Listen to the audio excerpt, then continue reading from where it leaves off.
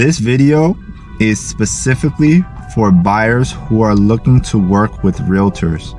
I'm going to give you 4 things or 4 tips to look for when it comes to finding the right realtor, because it's very important to understand being licensed versus being a good realtor. Okay, and this is vital to the biggest purchase of your life. It's the most daunting, scariest process, and you want to make sure that you have a great realtor that's experienced, that knows what to do. So check this out. 4 tips, or these 4 things you should look for, are not conventional. I'm going to give you very detailed strategies and also points to focus on. All right, one thing you should look at when it comes to a good realtor: they have to have a high emotional intelligence. What does that mean? That means that a realtor has to understand and manage emotions, expectations, and also relationships through transactions. All right, I'll give you a quick story. My last buyer, I had to work with a listing agent that was very short. He was very difficult to communicate with. Now, I could have easily matched that energy and the deal could have fallen through. I mean, it was a very frustrating process. And so understanding how to work with different agents, different people, is the deal breaker for having your home of your dreams, right? And working with the right realtor. And so you have to make sure you have a realtor that understands how to deal with difficult personalities and also not create the conflict, not be the problem. Okay, so that's 1. Number 2, listen, a skilled negotiator will make sure that they address all concerns, that they just are not focusing on a price reduction. But let's say, for example, you have an inspection and there are some issues in the house, but really hone in on making sure things are done correctly. Speaking, communicating with the listing agent to make sure that the seller is doing the right thing. Okay, that is vital. Probably an unexperienced agent will just address the things that are on the report, the inspection report, but it's more to it. It's more to just the price. We want to make sure that when you purchase that house, that you don't have any issues after signing contract. Okay, so that's number 2. Number 3, okay, a great realtor knows how to say no. I mean, one of the biggest red flags is a realtor who agrees with everything the buyer says. They're pretty much yes men, and their intentions, unfortunately, is their own pockets.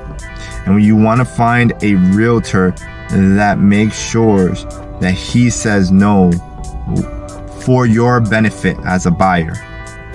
And let's say you found a house, you're like, this is it, this is the one I love, and you love the kitchen, you love the floors, you love the backyard, but when you start digging deeper into the house and you start seeing issues, foundation issues, roof leak issues that you couldn't see with the visible eye, and your realtor is like, man, I don't think this will be a good fit for you, those are the realtors that you want to hire.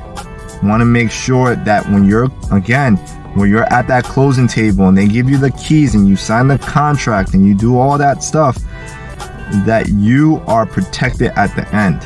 Because once you sign, it's a done deal. You can't go back to the lawyers and say, well, Can we get this fixed? Can we get some money back? It's done. And so a great realtor will make sure they have your back. Number 4, full transparency. Realtors could fall into a slippery slope of not being fully transparent, again, for their own pockets. Okay, maybe not disclosing things, and you want to have a fiduciary duty to your own clients. So buyers, when you hire a buyer agent, you want to make sure you have a transparent relationship of communication. You want to make sure that this realtor is not pushing things to the side. So ask questions. You want to ask no question is dumb. If there's something in your spirit that you're like, he'll take care of it, you're assuming, do not do that. You want to make sure you ask all the questions so that way you get the right answers.